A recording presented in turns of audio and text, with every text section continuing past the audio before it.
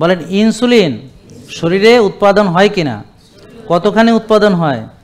তো এইটা হচ্ছে ইনসুলিন প্রোডাকশন, মানে তৈরি হয় কতটা, সেটা আমরা কি দিয়ে বুঝবো? C peptide. ধরেন ইনসুলিন যখন প্রো ইনসুলিন থাকে, তারপরে সেখান থেকে অ্যাক্টিভ ইনসুলিন হয়। হ্যাঁ, অ্যাক্টিভ ইনসুলিন হয়, ছিল তো, আবার কি হলো? তাহলে প্রো ইনসুলিন থেকে কি হয়? Active insulin. তা অ্যাক্টিভ ইনসুলিন হওয়ার ফলে ওই যে একটা পেপটাইড বন্ড সে ছেড়ে দেয়।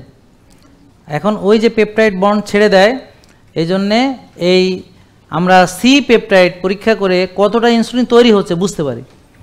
বলেন প্রো ইনসুলিন, ইনসুলিন। তাহলে যখন ইনসুলিন হচ্ছে তখন একটা পেপটাইড সে রিলিজ করে, বুঝছেন? তাহলে এই সি পেপটাইড মাপলে কি বোঝা যায় কতটা ইনসুলিন বডিতে তৈরি হয়েছে। যেমন প্যানক্রিয়াস থেকে একটা প্রো ইনসুলিন আসছে, পরে এটা ইনসুলিন হয়েছে, হ্যাঁ, ম্যাচিউরড ইনসুলিন মনে করেন ফোলাফান থেকে বড় হয়েছে, অ্যাডাল্ট আর কি। বুঝলেন নাই? তো পিচ্চি থেকে অ্যাডাল্ট হয়েছে মনে করেন। তো পিচ্চি ইনসুলিন মানে প্রো ইনসুলিন, মানে ইনসুলিনের আগের অবস্থা। প্রো মানে ইনসুলিনের আগের অবস্থা।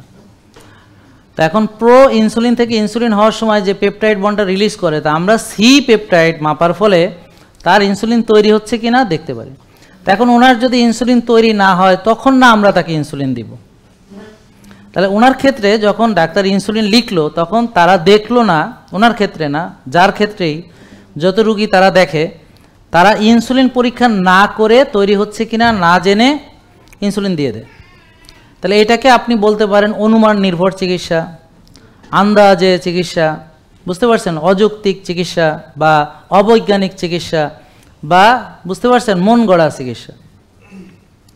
তো আমরা কিভাবে চিকিৎসা করব? যে আপনার চিনি বেশি, এখন চিনি কমানোর পরামর্শ দিব। আপনার চর্বি বেশি, চর্বি কমানোর পরামর্শ দিব। আপনার ওজন বেশি, ওজন কমানোর পরামর্শ দিব। ওনার ওজন কম, ওনার ওজন বাড়ানোর পরামর্শ দিব। ঠিক কিনা বলেন?